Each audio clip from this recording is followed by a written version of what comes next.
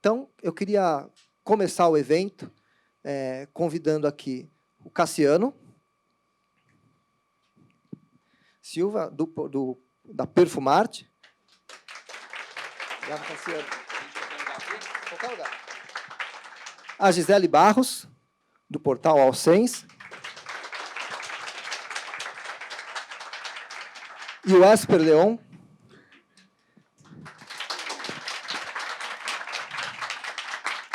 do Frangipane. E esse primeiro painel, a gente vai discutir um pouco o papel dos influenciadores, e aqui a gente tem 3 grandes influenciadores de perfumaria, e que, não por coincidência, trabalham muito também com a perfumaria independente e são parte importante da construção desse mercado, né? E principalmente da construção de público para esse mercado, né? Tenho certeza que muitas das marcas aqui conseguiram um destaque ou passaram a avançar no mercado, muitas vezes por conta de publicações que eles fizeram, ou passaram a ser vistas, né? Às vezes dentro do mercado, por pessoas-chave, às vezes por uma parcela de público, né, que são seguidores deles, mas eles cumprem... Eles não são só veículos de comunicação, acho que eles têm um papel importante de formação de plateia, que é super importante para a gente poder ter gente, né, entendendo o que é a perfumaria independente, ou a perfumaria de nicho, ou a perfumaria autoral, ou marcas que, de repente, não têm um grande espaço no mercado, no varejo, mas que têm um trabalho fantástico e que merece ser conhecido. Então, vou começar pelo Esper. Ai, meu Deus. Eu queria que você falasse, Esper, um pouquinho de como é a relação com o seu público e como o seu público entende a perfumaria independente, e deixando claro aqui, a gente está chamando de perfumaria independente porque a gente não tem, e isso é algo que a gente espera também debater bastante, inclusive nesse evento, né, como classificar de forma tão certeira, né, o que é a perfumaria independente. A gente tem marcas de perfumaria independente que são de nicho, tem marcas de perfumaria independente que têm uma distribuição seletiva, mas não é necessariamente de nicho, tem marcas de perfumaria independente que a gente considera de perfumaria independente na venda direta, né, que são marcas que não fazem contratipo, nem têm um catálogo gigantesco de produtos, é só perfume, mas estão na venda direta, né? E, como tudo no Brasil que envolve perfumaria, é muito difícil para a gente, que é jornalista, colocar numa caixinha, né? Isso é distribuição seletiva, isso é mass market, como os nossos colegas conseguem fazer, por exemplo, na Europa. Então, eu queria que você começasse, Esper, com essa tarefa aí de ajudar a gente a decifrar. Quem que é o público? Gente, antes de mais nada, quero agradecer o convite por estar aqui. Eu acho que agora talvez a gente não tenha noção da importância que é um encontro como esse, né? Mas, no final das contas, todos nós estamos começando a escrever a história da perfumaria independente no Brasil. Então, acho que a gente pode colocar esse evento como um marco mesmo nisso. Em relação a apresentar a perfumaria independente para o meu público, acho que todo mundo está aprendendo, todos nós estamos aprendendo. Quem está fazendo a perfumaria independente está aprendendo e quem fala dela também está aprendendo. Então, acho que o que acontece, que a gente traz para as pessoas, para o público em geral, é essa descoberta. E acho que todo mundo quer descobrir mais, quer aprender mais sobre perfumaria. O brasileiro, ele consome muita perfumaria e entende muito pouco sobre perfumaria. Então, o influenciador tem esse papel, eu acho, de trazer as suas experiências para esse público. E, com isso, todo mundo vai aprendendo, perguntando, descobrindo essa experiência da perfumaria. E é isso, tem sido uma experiência bem bacana, porque todo mundo quer aprender, quer saber mais, né? E estamos aprendendo juntos. Cassiano, como é que é para você a relação com o seu público? Como é que eles entendem? Como é que eles interagem com você? Imagino que vocês também são fontes de informação, às vezes, para eles, né? Mandam um direct, eu queria faz disso, fala desse perfume, fala dessa marca. Como é que funciona isso? Bom dia para todo mundo. Obrigado pelo convite. É uma honra estar aqui com tanta gente bacana. Eu acho que, para a gente falar antes do papel do influenciador face às marcas de perfumaria independentes, a gente tem que dar uma explicada sobre o grande segmento que é a perfumaria independente, como você falou. Porque quando a gente trabalha, se a gente for pensar em marcas independentes de perfumaria, até a Creed era uma marca independente quando surgiu. A gente tem várias marcas independentes que, com o tempo, de acordo com as mudanças do mercado, elas foram se posicionando de forma diferente. Então, você tem a marca de nicho, tem a marca de luxo, a de alto luxo, mas nem toda marca independente ela precisa ser de prestígio, de luxo. Você tem marca independente que visa um consumidor de um ticket mais baixo para se botar numa posição segmentada de mastige, por exemplo. Mas uma coisa que a gente tem que lembrar de falar aqui, e aí a gente que trabalha muito nesse segmento, eu que recebo muito material de fora, a gente tem que lembrar da perfumaria indie como ela é tratada lá fora, que é o perfumista indie, é o perfumista artesanal, é o perfumista que ele não tem uma equipe, ele tem uma eu-equipe. Ele é o cara que ele é o comprador, todo pedido que chega ele bota, vai nos correios para despachar, ele não tem aporte financeiro para botar uma notinha na revista Vogue, ou na Harper's Bazaar, ou na Marie Claire, ou na Vogue, e isso é uma coisa que acontece no mundo todo. Ele tem um lote muito pequeno, toda vez que ele faz algum tipo de lote, ele começa com 50, 100 frascos, e é o que ele consegue trabalhar, ele compra matéria-prima, então está muito próximo, se a gente for traçar um paralelo, esse tipo de perfumista está muito próximo do que a gente tem, por exemplo, um apicultor aqui no Brasil, que é aquele cara que faz toda a parte do cultivo, em vaso, ele pega o mel, coloca no pote, rotula, enfim. Esse tipo de perfumista independente tem um viés muito mais artesanal. Ele é o artesão, né, da perfumaria. E é uma perfumaria muito mais artística, muito mais autoral. As outras marcas, as demais marcas de perfumaria independente, aquelas que a gente sabe que seguem uma cadeia de produção, que procuram uma casa de fragrâncias, aceitam as tendências que são apresentadas pelo time de marketing, porque tem que vender, você tem que ter um viés comercial. O produto nasce pronto numa esteira. É diferente do perfumista indie, da perfumaria indie, como a gente fala, principalmente no exterior, desse perfumista artesanal. Quando a gente entende essa diferença dentro do mesmo segmento, dessas marcas independentes, a gente consegue pensar melhor no trabalho do influenciador. Porque existem várias marcas independentes de perfumaria que não trabalham com influenciadores, por uma questão de posicionamento. Eles não querem trabalhar com influenciadores e, quando trabalham com influenciadores que têm boas métricas, que não são os influenciadores que falam de fragrâncias com fundamento. Eles não estão preocupados se a gente sabe se o influenciador sabe de nota, porque aquele influenciador ele tem que gerar um aspecto aspiracional, é visibilidade. O perfumista indie, o artesão, o pequeno, ele necessita dos influenciadores. Ele precisa da gente para que a gente comece a pavimentar o espaço para eles poderem encontrar, chegar até o consumidor que tem interesse em conhecer aquela fragrância, que fala diferente, que tem um outro conceito. Nesse quesito, a gente consegue ter uma abordagem muito mais direta com o perfumista. É um tratado diferente do que a gente tem com algumas marcas da perfumaria independente, seja de nicho, seja prestígio, seja luxo. Perfeito. Gi, como é que você se relaciona com o seu público? Como é que o seu público interage com você? E, já emendando, o que você sente de evolução, né? Todos vocês estão no mercado já há algum tempo. De quando vocês começaram para hoje, o tipo de pergunta que chega, né? Até o tipo de informação que vocês recebem das marcas hoje também, né? Como é que você se relaciona e como é que você vê a evolução já, para a gente dar um próximo passo? Bem, bom dia a todos. Agradeço aqui o convite também. É um prazer estar aqui com vocês e poder compartilhar um pouquinho aí da minha experiência aí ao longo dos anos. Eu acho que diretamente assim com o público, essa interação tem crescido, acho que cada vez mais, né? O que o Esper falou, essa curiosidade, né, do público querer entender um pouco mais sobre esse mercado, que eu acho que é diferente um pouquinho da perfumaria de massa, que está muito fácil, né, de acesso.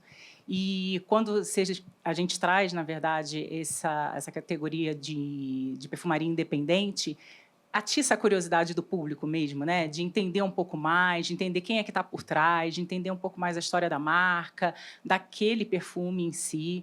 Então, tem essa comunicação, né, muito mais próxima. Você estava até comentando sobre a questão das perguntas que aparecem, né? Eu acho que é isso, né? Você tem essa questão deles conseguirem trazer até uma uma vontade nossa de ir atrás mesmo, né? Da gente mesmo tentar e buscar novas marcas, estar presente, né? Cada vez mais em alguns eventos que a gente possa poder compartilhar, né? E trazer novos produtos, novos conceitos para o mercado e mostrando para todos o que teria de diferencial aí, né? E o que seria o aspecto até mais aspiracional, assim, né? Da perfumaria independente, do crescimento, né? E essa questão dos influencers tem trazido essa questão do aumento da visibilidade, toda a questão mesmo de comunicação com as marcas. A gente tem visto também algumas collabs acontecendo entre perfumarias, né? Entre perfumaria e marcas. Eu acho que tem uma mudança aí de mercado. Você estava falando de como que tem acontecido essa evolução no mercado. Tenho visto isso, que tem começado a apresentar isso uma força maior, às vezes, de trazer marcas independentes, às vezes até de segmentos diferentes, né, que se unem para poder aumentar essa visibilidade. E quando se unem também aí aos influencers que estão no mercado, né, potencializa também essa visualização, o alcance, a conversão, né, para ir para o mercado no geral. Você falou na questão do aspiracional, né? E eu queria tocar num ponto com vocês também, a partir da experiência de vocês, que é... Geralmente, quando a gente fala aspiracional, né, o senso comum está muito relacionado com o luxo, né? Quando a gente fala perfumaria de nicho no exterior, né, do ponto de vista de mercado, a gente geralmente está falando de algo que, se não se posiciona como luxo, ele está, de fato, no espectro do luxo pelo preço, né? Sempre muito caro, uma coisa... Mas isso acho que tem a ver com a questão da distribuição, com escassez de produto, para você não ser para todo mundo. A gente não tem um mercado... Né? Eu não vejo, por exemplo, a perfumaria independente no Brasil, com poucas exceções, mas, regra geral, sejam os artesãos ou mesmo as marcas, com uma pegada necessariamente de luxo.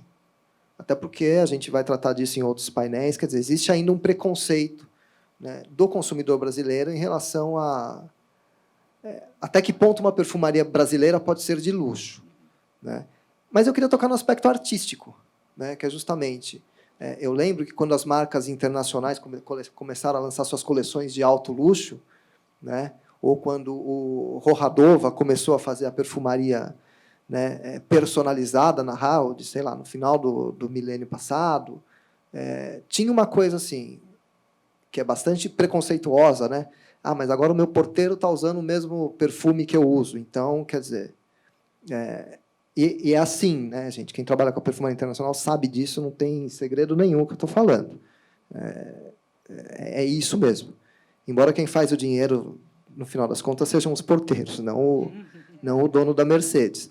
Mas, voltando para o ponto, o aspecto artístico. Quer dizer, eu estou criando uma fragrância que é diferente, não é para qualquer um. Não porque ela é cara, mas porque assim, é um perfume muito específico. Como é que vocês veem isso? Quer dizer, existe essa percepção do lado das marcas independentes, de criar alguma coisa realmente autoral, e bancar, falar, não, esse é o meu perfume, se você não gostou, alguém vai gostar. Obviamente, a gente está falando dentro de escalas limitadas. Como é que vocês encaram isso? Bom, eu acho que está tudo muito no início, Alane. Então, mesmo quem é perfumaria independente está tateando o que está acontecendo. E arriscar em fazer algo muito fora da curva é perigoso. Você está investindo dinheiro, você precisa ter um retorno. Então, eu acho que não dá também para ter esse posicionamento de fazer algo muito artístico, se você é independente aqui no Brasil, e a gente está falando de Brasil. Sim. Né? Então, isso é algo que precisa ser mensurado. Se você quer, de fato, fazer algo artístico no sentido de desafiar o público a vem comigo, ou se você quer fazer algo que vai agradar e talvez, aos poucos, você vai apresentando uma coisa ou outra para chamar mais alto e aí você mesmo vai mudando a identidade da tua marca. Mas isso é uma decisão que cada marca vai fazer o que ela quer. Se ela quer arriscar, se ela quer ir para o mais seguro. E isso é um movimento que a gente vê nas grandes marcas também. Uhum. Ninguém sai por aí arriscando qualquer coisa, né? E os pequenos, enfim, é difícil. Eu estava falando com a Kátia agora da Águas de Ipanema.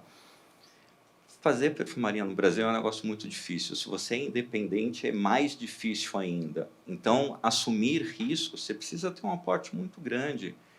É uma conta que você precisa fazer direitinho, né? Uhum. E, nesse sentido, eu acho que os influenciadores chegam, e aí eu posso falar por mim.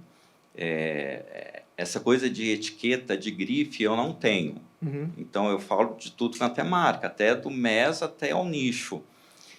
E com o tempo que você tinha perguntado de evolução, eu vou aproximando algumas pessoas que pensam assim também, né? Então, por exemplo, eu não falo de fixação e projeção, que eu tenho certeza que é o fantasma da maioria das pessoas que estão aqui fazendo perfumaria. Uhum. É algo que eu não falo nos textos que eu escrevo, porque para mim isso não tem importância. Uhum. E como não tem importância e eu não falo disso, as pessoas que chegam até a mim deixam também de dar importância a isso e se preocupam mais com a experiência que eu estou falando. E aí passam a se preocupar com essa questão artística que você está falando. Por muito tempo, e isso a gente vê na perfumaria de modo geral, esse aspiracional que você está falando, eu acho que não tem a ver só com luxo. A gente aprendeu o aspiracional de que esse perfume é para o homem arrojado, é para a mulher que sabe o que quer. Isso não existe mais. Uhum. As pessoas elas querem ter uma experiência sensorial mesmo com as fragrâncias. Eu acho que quando você identifica isso e você explora isso nas fragrâncias independentes, eu acho que você atinge melhor o público e ele passa a não questionar mais se é de uma grande marca, se é artístico, o que é, porque ele está interessado na experiência. Então, eu acho que quando o influencer ele percebe isso, ele tem uma aproximação maior com o teu público e consegue apresentar melhor as fragrâncias. Essa experiência que eu tenho tido e tem sido bem bacana perceber isso. Deixa eu pegar o gancho do Esper, Cassiano. Questão da comunicação, porque, no final das contas, aquela comunicação tradicional da perfumaria, né? O homem arrojado, a mulher poderosa ou a mulher sensual, né? Que é o chavão. A gente passou faz um século que isso é feito. E o Esper falou, isso está saindo, tem espaço para a experiência artística. E eu não vejo a perfumaria independente, principalmente, talvez, a independente aí com viés mais artístico, conseguir avançar se ela for pelos códigos tradicionais. Porque aí ela não vai ter bala para competir com as grandes marcas, ou mesmo com as marcas médias, ela não vai ter canal. É preciso repensar os códigos da perfumaria, da comunicação da perfumaria, para quem quer ser uma perfumaria independente e quer abrir um espaço, e isso é algo que talvez precise ser bancado, né? Não sei se eu fui claro na pergunta, queria que você pudesse dar seu pitaco aí. É preciso repensar em todos os segmentos, não só na perfumaria. Essa comunicação, esse storytelling repetitivo, já não se enquadra mais com o que a gente tem hoje na mídia. Uma mídia que enriquece pessoas que fazem dancinhas não conseguem mais sobreviver desses chavões. É lógico, teve um momento que você tinha, e é bacana você falar da fragrância para a mulher empoderada. Mas o que a gente tem muito, que a gente recebe muito, e é uma coisa, por exemplo, que eu critico. Quando eu vejo influenciadores que falam do perfume, do cheiro de mulher rica, eu pergunto, qual é o cheiro da mulher pobre? Porque é o que você falou, a mulher pobre não pode usar um Dior, ela tem que usar um perfume feito em casa, de qualquer jeito, enquanto que a rica usa um perfume Chloé. Não existe isso. Esse storytelling ele já está cansativo e as pessoas estão percebendo isso. E aí vem a questão do consumidor, do contato que a gente tem, quando as pessoas perguntam para a gente, mas é realmente bom? É isso tudo mesmo que eles falam? Você sentiu realmente, bastante, não é? né? Você sentiu realmente essa diferença? Eles querem ter esse retorno da gente para saber se realmente é algo crível, porque senão não funciona. Eu queria só fazer uma observação de uma coisa que você falou. Nem toda perfumaria de nicho ela precisa ser cara. A gente tem a AMI, por exemplo, que tem preços excelentes, uma ótima relação custo-benefício, com criações que dão liberdade para os perfumistas, porque esse é um conceito da marca, e são super acessíveis. A gente tem hoje em lojas aqui de renome, em shoppings caros de São Paulo, marcas italianas que você compra um perfume de nicho feito com matérias-primas boas, vendendo a R$ 1.100, enquanto que um Sauvage da Dior custa R$ 1.000. É uma questão de posicionamento. É claro que, quando as marcas mais nobres, as mais antigas, as que se posicionaram há mais tempo como nicho, elas olham para o lado e elas percebem que Tom Ford, que é um estilista, que é uma marca que nasceu no segmento designer, começa a botar perfumes num posicionamento que a maioria acha que é nicho e com um ticket muito alto, eles não vão ficar para trás. Então, eles começam a levar também o ticket deles. Então, na verdade, é uma briga por fatia de mercado. Mas não necessariamente a perfumaria de luxo, a perfumaria de nicho, ela precisa ser cara. Existe um discurso repetitivo e até um erro dos influenciadores nesse papel de falar que toda a perfumaria de nicho ela é exclusiva, ela é super cara, ela é desafiadora, porque ali no meio das coleções existem fragrâncias extremamente comerciais e que são super parecidas com o que já tem em marcas aí do segmento designer, sabe? Tudo não Muito, é, né? não é, é tipo essa questão, o artístico mesmo, que é aquele perfumista que sonhou que estava num vulcão, no dia seguinte ele acorda e começa a escrever acordes de incenso, fragrância, notas minerais, e ele vai escrever aquilo ali, ele vai tentar lançar uma fragrância como aquela, e quando ele for vender, ele vai comunicar isso. Eu sonhei que eu estava, sei lá, numa viagem, eu sonhei que eu acordei, eu estava dentro de um vulcão em erupção. Então, assim, essa é artística. E ela se comunica com aquele consumidor que já não acredita mais no storytelling, nesse homem sofisticado, nessa mulher empoderada, e quer uma fragrância diferente. Como era antigamente, quando você comprava Nicolas Tal, Serge Lutens, Frederic Malle, é assim que funcionava. Mais da fragrância, menos do frasco, menos da comunicação, menos confete em volta. E, Gi, como é que você vê essa questão da perspectiva do seu público? Né? Eles compram, você tem um público demandando isso? Você sente que tem um público demandando isso? Certamente um público pequeno, né?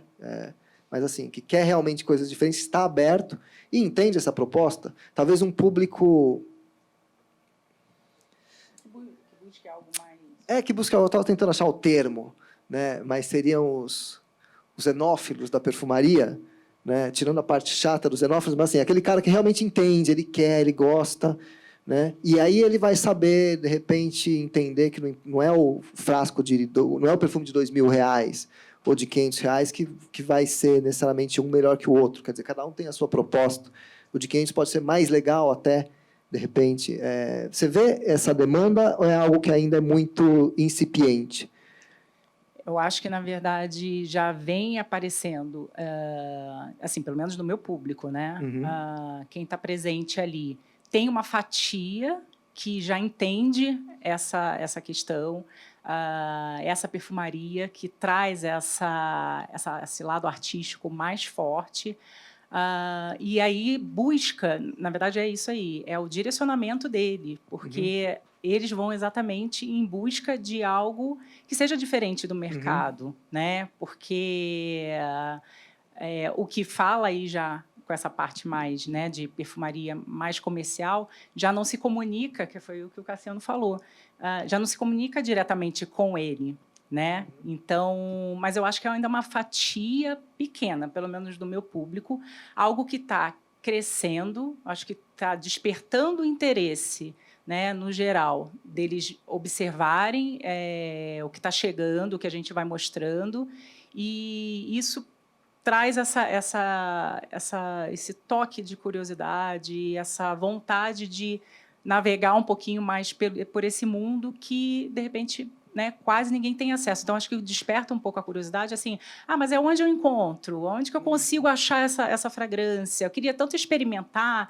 Será que não tem... você consegue me dar uma dica? Um Discovery Set, que, de repente, que é uma coisa que eu acho que é super importante para as marcas aí independentes terem, né, essas opções, né, do cliente conseguir experimentar essas fragrâncias, né, de uma forma mais fácil, né, de um contato assim, um pouco mais próximo, porque às vezes ele não vai ter o dinheiro, né, para poder investir, às vezes, numa fragrância naquele momento, mas é o que o Cassiano também comentou. Também tem as outras opções, né, de perfumarias independentes, de nicho, que tem um valor mais acessível, então você consegue também ter esse acesso, mas, de repente, também busca uma fragrância que tem um valor um pouco mais alto, então ele fica nessa questão da curiosidade. Então, ter uma opção aí de um Discovery Set também, né, dele poder vivenciar esse mundo, como a experiência né? da Mi também, né, tocar também nas meninas,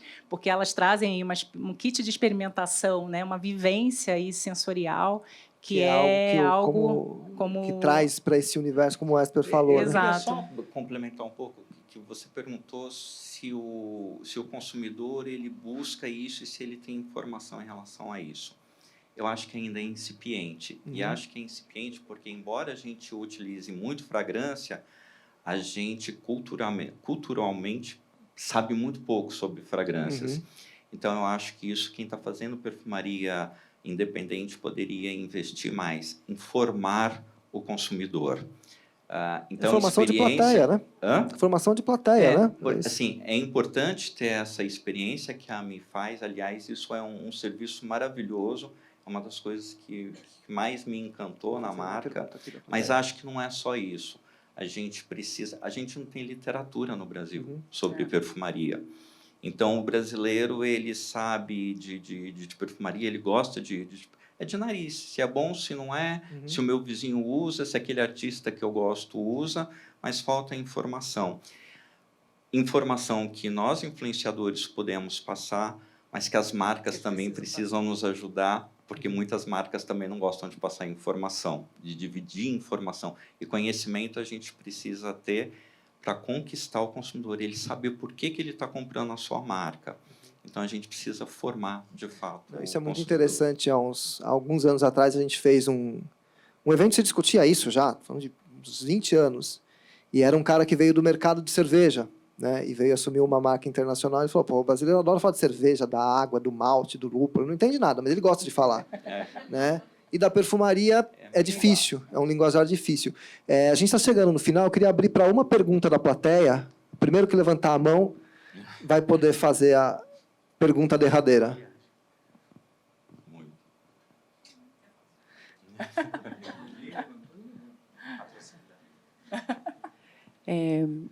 Eu gostaria de saber, não vou direcionar para nenhum de vocês, acho que se os três puderem falar seria super bacana.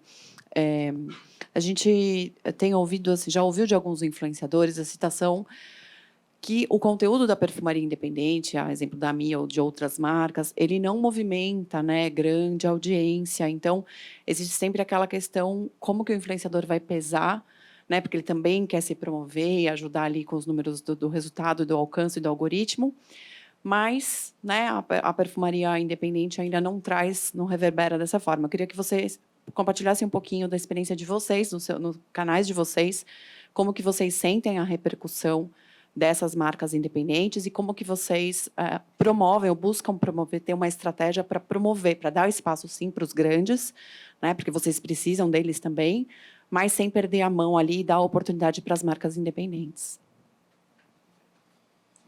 Eu vou falar. Vamos lá, deixa eu tentar pegar tudo que você perguntou. Assim, a gente precisa dos grandes. Eu vou falar por mim. Eu acho que eu dou mais espaço para os pequenos do que para os grandes. Eu recebo material, principalmente de perfumaria independente, Filipinas, Holanda, Alemanha. Isso é uma coisa que é bem grande no meu trabalho. Eu acho que assim, a gente dá espaço. Às vezes a gente não vai ter número, que é a visibilidade, é o aspiracional, mas a gente fala com o que a gente chama de frag community, que é a comunidade dos apaixonados, que são aqueles que você comparou com os enólogos. Aficionados. Exato. Com esse tipo de consumidor a gente conversa. É lógico que no Brasil a gente tem uma questão de custo diferente, bem diferente lá de fora, porque todas as fragrâncias, quando chegam aqui, elas chegam com impostos altíssimos. Então, se lá fora já é caro, eu lembro que eu tinha um amigo que morava em Nova York, a poucas quadras da Bond No. 9, e ele nunca tinha ouvido falar. Porque para eles gastar $300 num Bond No. 9 é um absurdo, sabe? Então, imagina a gente aqui gastar R$3.900 num Bond No. 9, num Creed. É muito diferente. Para a gente poder trabalhar com marcas, e aí vou dentro do que o Esper falou, existe um trabalho, esse trabalho de informação ele tem que ser feito também com conhecimento de causa de dentro da empresa. Tem muita empresa que bota como responsável pelo PR, como responsável pelo marketing, uma pessoa recém-formada, porque não quer investir em pessoas que conhecem de fragrâncias, que trabalharam em casas de fragrâncias ou que são influenciadores de fragrâncias, que às vezes estão buscando um espaço para trabalhar junto com uma marca e não tem esse espaço. Então, você pega uma pessoa qualquer, sem preparo, porque acabou de sair da SPM, desculpa aí quem fez a SPM, e aí, tipo, essa pessoa já entra e faz um storytelling com palavras, com jargões que são conhecidos, e existe uma cobrança muito grande, que é muito injusta, em cima dos influenciadores, às vezes, de que a gente faça essa venda baseado no que é passado para a gente de informação. E que não é suficiente, e que, às vezes, o consumidor não entende aquela linguagem ali, sabe? E você não pode, às vezes, transformar aquilo numa linguagem um pouquinho mais popular para que as pessoas entendam. E, veja bem, popular eu estou falando de gente que fala com qualidade. Não estou falando de quem usa termos pejorativos na internet para falar de fragrâncias. Então, assim, tem espaço, dá para fazer, mas tem que ser um trabalho conjunto. Dá para todo mundo crescer, as marcas precisam enxergar os influenciadores que têm competência para poder falar daquelas marcas, daquele seu produto, acreditar, e acreditar que nem sempre você vai ter venda em cima daquilo ali, mas você vai ter brand awareness. Lembra quando vocês começaram lá na pandemia? Então, e aí eu lembro, por exemplo, que eu dei um feedback para vocês, porque eu vi numa comunidade do Facebook alguém criticando o berço da Caixa. Lembra? Porque a pessoa recebeu com frasco solto, e foi um caso isolado. Esse tipo de feedback, o influenciador gigante, o famoso, que ganha uma grana, nunca vai te dar. Só a gente que fala com a comunidade de fragrâncias. Entendeu?